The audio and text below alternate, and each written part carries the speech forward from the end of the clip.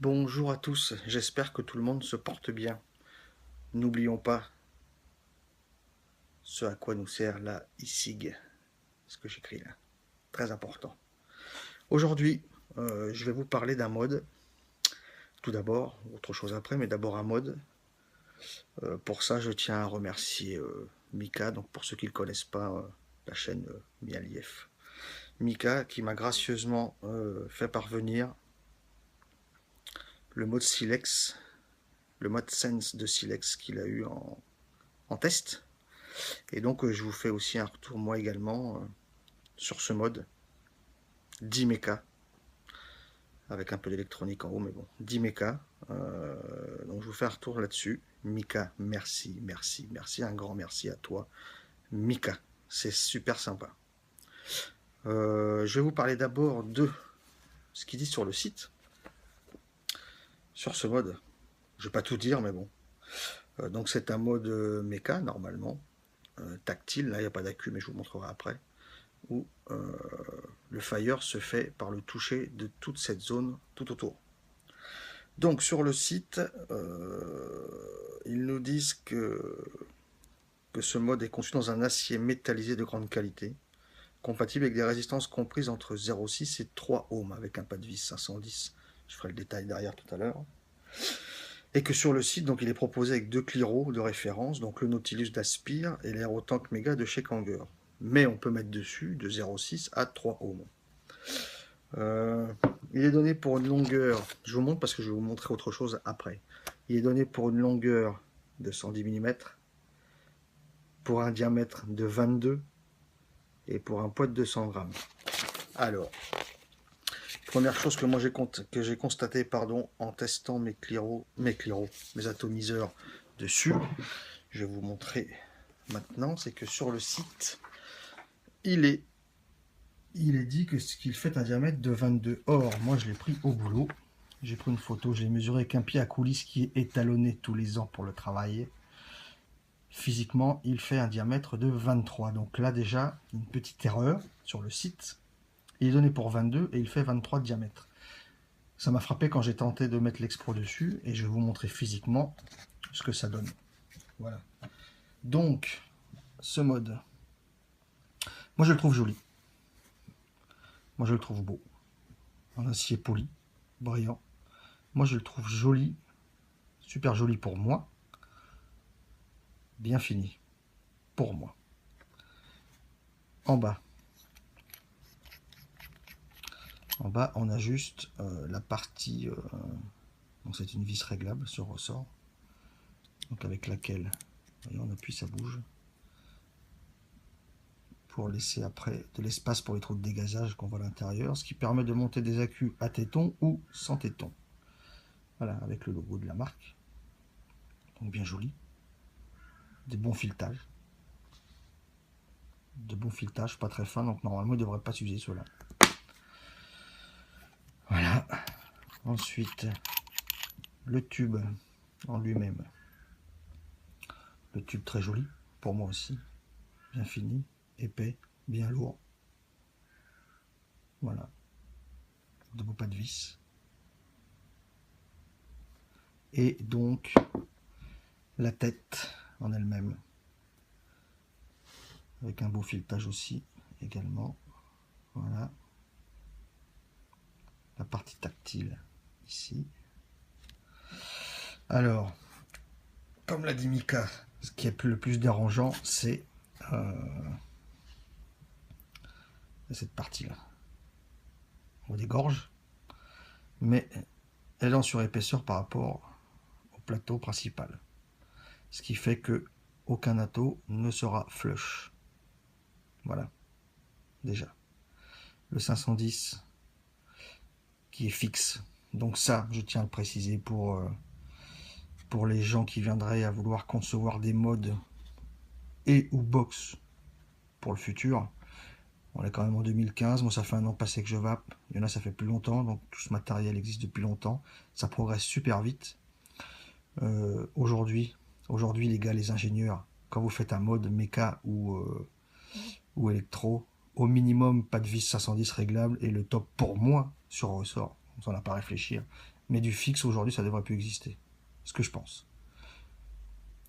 La connexion du bas, alors, tout est acier métallisé, donc peut-être que cette connexion est en acier métallisé aussi, je ne sais pas.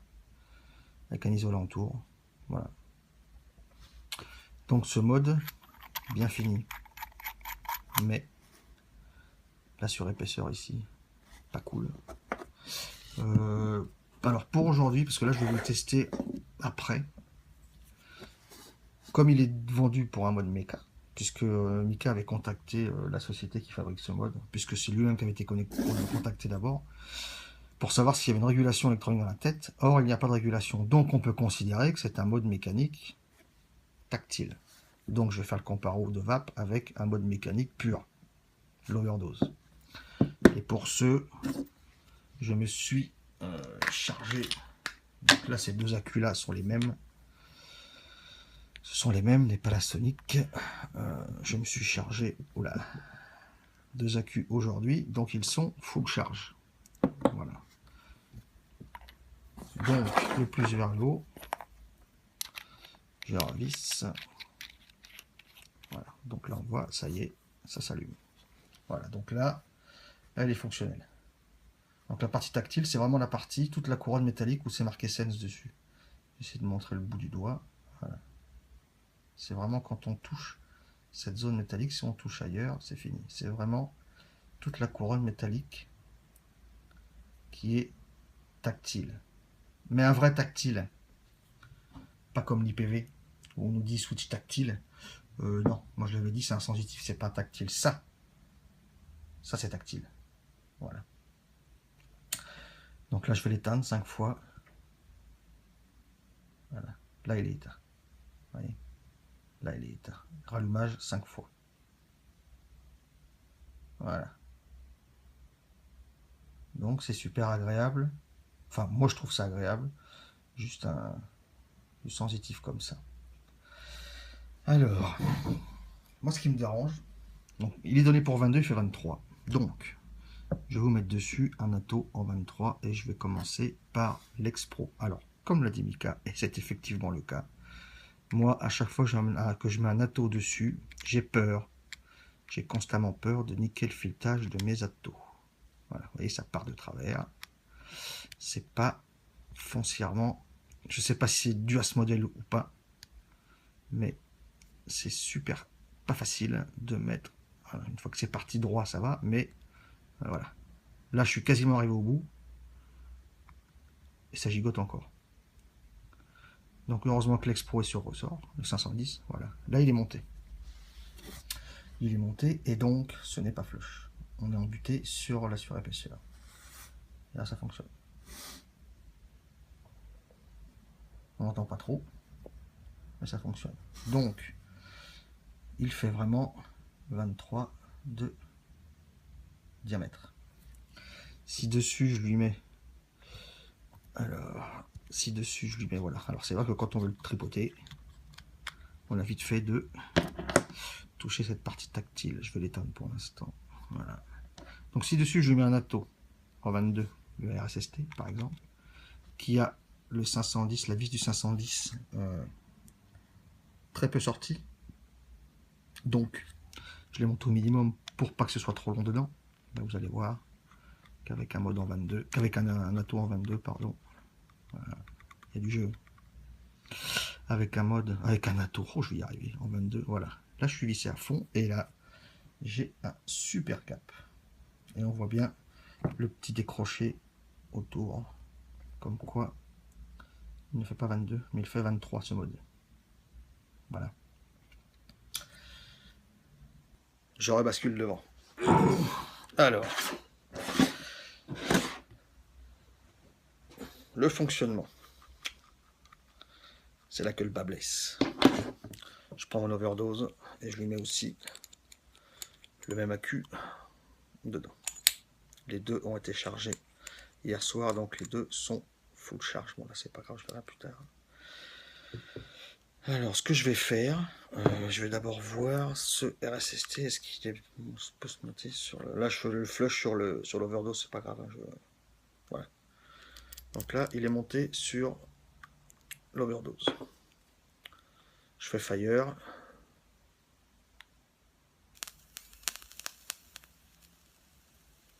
Ça va bien.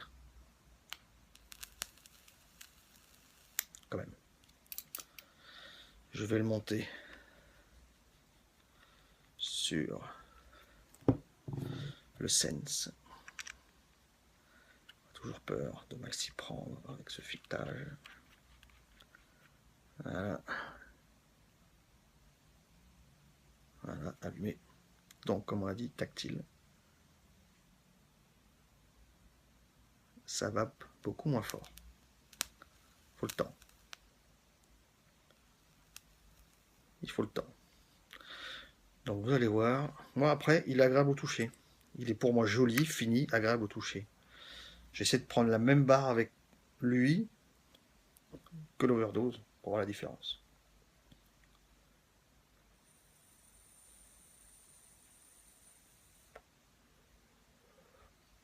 Ça marche, hein, c'est pas un souci.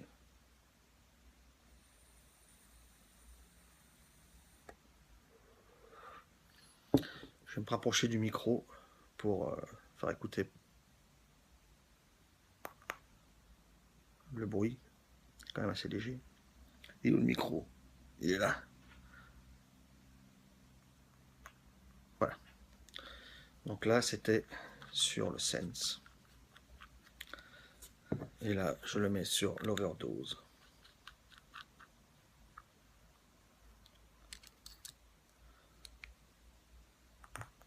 Je vais écouter. Je vais prendre la même barre.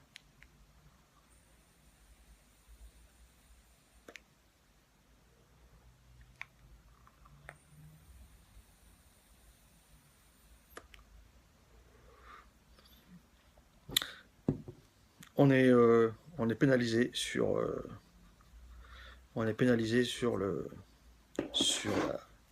la conductivité avec ce Sense. Donc ça marche, il n'y a pas de problème. Il y a de la vapeur qui sort, il y a du goût, c'est pas un problème. Mais je crois que c'est le Vapologue qui l'avait dit. Sur un mode méca standard, on va pouvoir sortir sur un AQ de 4 de pleine charge. En général, peut-être du 4 à peu près. Peut-être sur un full cuivre, un peu plus. Là, apparemment, on serait quand même aux alentours des 3,6, 3,7 peut-être, 3,7 volts. Donc ça fait une sacrée perte quand même. Donc si les gens venaient à acheter ce mode et lui mettaient des résistances comprises entre 0,6 et 3 ohms, je pense vraiment que si on met une résistance là-dessus de 2 ohms, il ne va pas sortir grand-chose. Il ne va vraiment pas sortir grand-chose. Voilà, je vais le faire avec l'Expro aussi. Voilà. Après, c'est apprendre, c'est bien. Hein.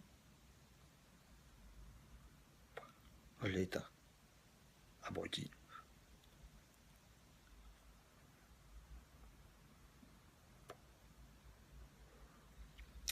Et la vapeur quand même. Hein. Bon, ça va que mon liquide fait 60 VG, mais bon.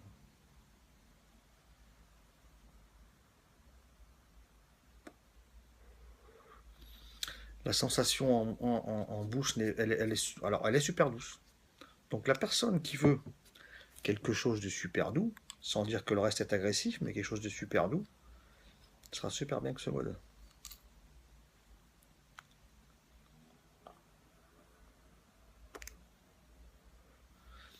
Pas pareil.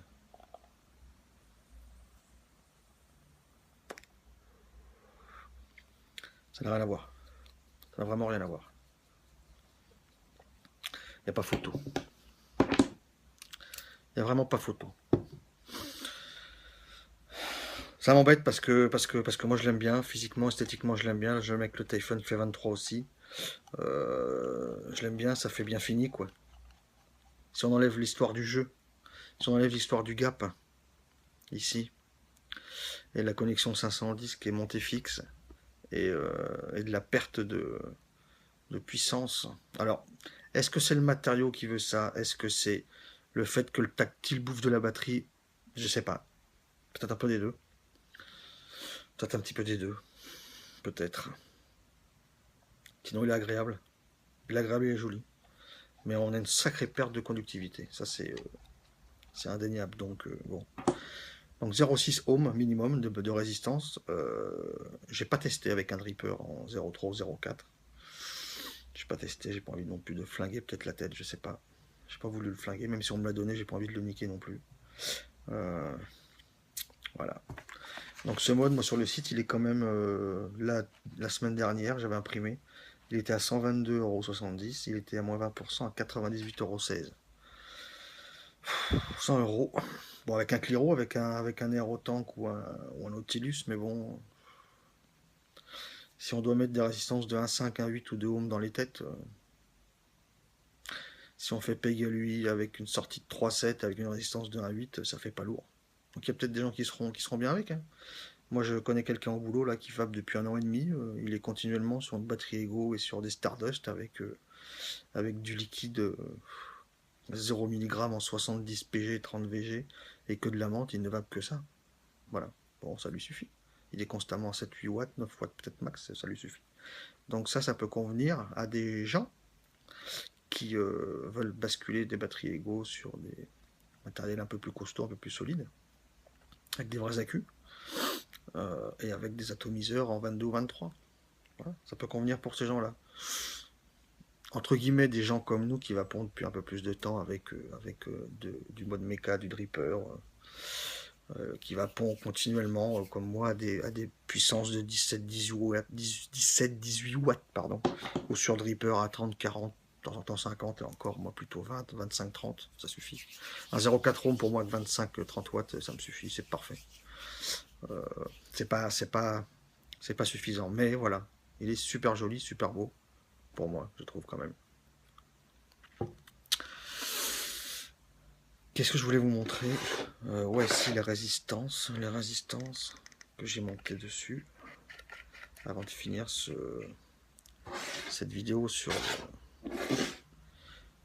le, je vais y arriver, sur le mode Sense de Silex. Donc sur l'Expro, voilà, sur l'Expro j'avais une résistance de 1,2, Expro montée, une résistance de 1,2, et sur le RSST, une résistance de RSST, résistance de 1,1 ohm, voilà. Donc 1,2 sur l'Expro, 1,1 sur le RSST.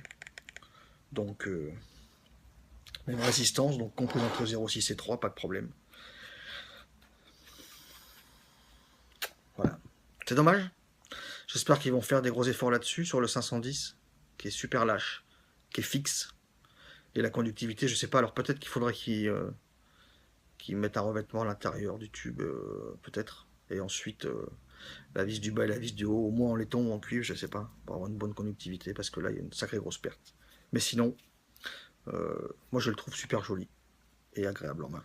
Voilà, c'était mon avis personnel sur le Sense de Silex. Mais surtout, 2015, les gens qui construisaient des modes, ce 510, il faut qu'il soit au minimum réglable, voire sur ressort, c'est impératif maintenant. Faut vraiment basculer là-dessus. Voilà pour le Silex. Merci Mika. Un grand merci à toi. Mais c'est pas fini. J'ai basculé un petit peu, pas longtemps, 5 minutes, je l'avais dit. Maintenant que j'ai vachement l'habitude. J'ai basculé sur le petite différence pour le Redaster. Sur câble et sur coton. Et oui, puisque mon bon Mika encore m'a demandé dans le colis aussi, parce qu'il a vu ma vidéo, j'avais pété mon Pyrex d'Expro. Il m'a envoyé un Pyrex. Mika, tu es trop bon Mika. Mais un colis partira la semaine prochaine pour toi, sans problème.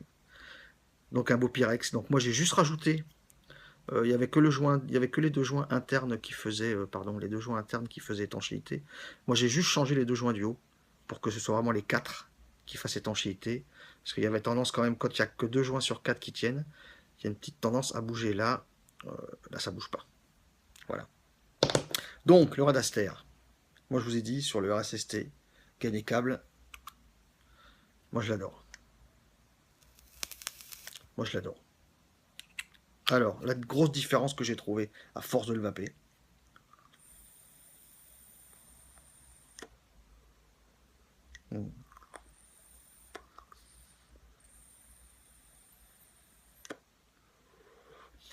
Quand je vape sur mon SST, c'est du bon fruit rouge, du cassis, du raisin, à 16% dilué en d'ail, sur un liquide 70 VG. Je sens bien la réglisse, je sens l'aspect mentholé et les fruits rouges.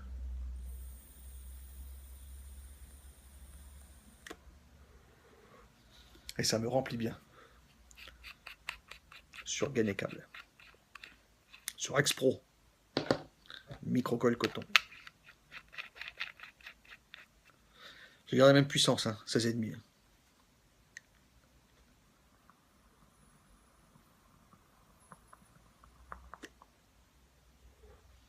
Toujours de la vapeur.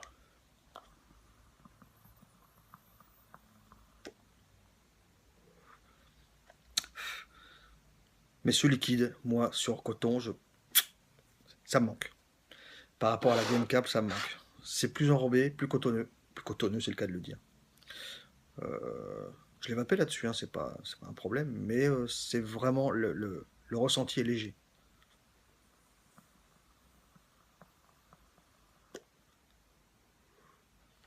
Le ressenti est super léger sur le coton.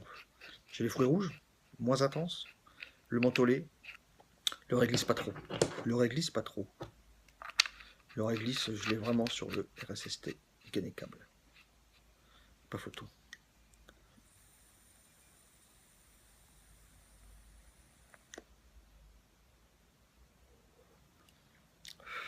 Il n'y a pas photo. Là, voilà, là, j'ai de la réglisse.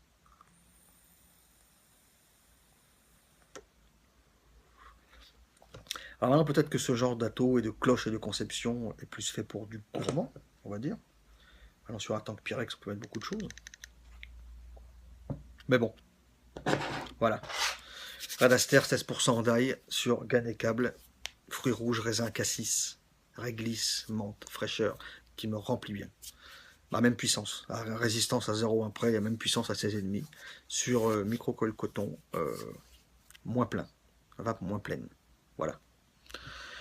C'était mon petit retour du jour sur le Silex et sur le Radaster. Prochainement reviendront, puisqu'on me l'a demandé aussi, il faut que je continue.